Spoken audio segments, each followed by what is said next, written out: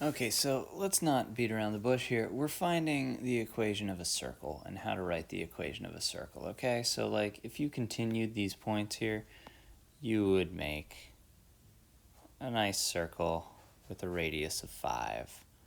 That would be the circle. And the center of the circle in this case is 0, 0.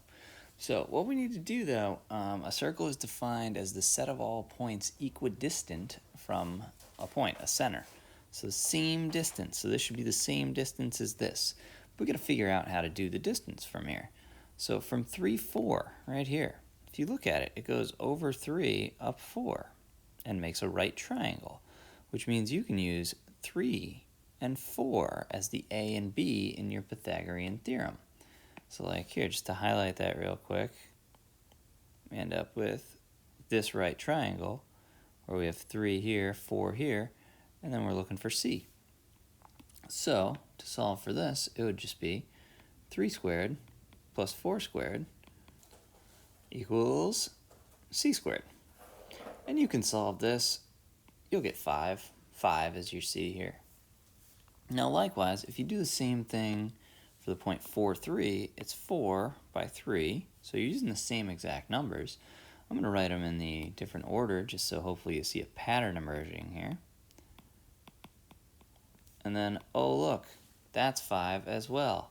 Also, look, 4, 4, 3, 3. Gee, I bet 5 squared plus 0 squared will get us there. And then for x and y, what you want to do with this is it's x squared plus y squared equals c squared, but let's face it, we know that that c is going to be 5, so that's 5 squared. This is how you write the equation of a circle with the center at 0, 0 and a radius of 5. So, as long as the center is 0, 0, which doesn't happen very often, the equation of a circle is always x squared plus y squared equals, and 5 was our radius because it started from the middle and went to the outside. So, radius squared. That is the formula you would have to use to figure this out. So this situation's slightly different. And the reason it's slightly different is because instead of 0, 0 for the center, our new center is 2, negative 6. So basically what you want to do, the way to solve these problems, is you're going to take the x from your point and subtract the x from the center. So you can figure out the distance. Like technically the x distance here from here to here is 0. It goes no distance at all. And then do the same thing with the y. So do 7 minus negative 6. That'll give you this distance here, which is 13. So let me write this out for you real quick. So you see the blue is the new points, the red is the center, the 2 and the negative 6. So we have 2 minus 2 squared, which is 0 squared, if we simplify these things, plus 7 minus negative 6 is positive 13 squared, equals c squared, which in the end, you'll just get 13. Now, we do the same exact thing for the next point. And notice that the center doesn't change. The only part that changes is our new point, the 7 and the 6. So, we get 7 minus 2 squared is 5 squared, plus 6 minus negative 6 squared, which is 12 squared, equals c squared.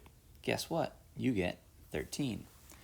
So, the formula for this is going to be x minus the 2 from the center squared plus y minus negative 6. We can just rewrite that as plus 6, because minus a negative 6 is clunky, equals the radius squared, or in our case, the radius is 13 squared.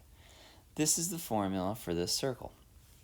And basically what you want to look at is the center always switches signs. So like see how it was positive 2, negative 6? Now it's negative 2, positive 6. And it's still the radius squared. So let's write the formula real quick.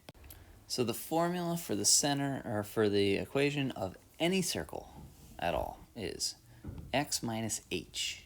H is the x coordinate of the center, plus, or squared rather, plus y minus k, where k is the y coordinate of the center, squared, equals the radius squared.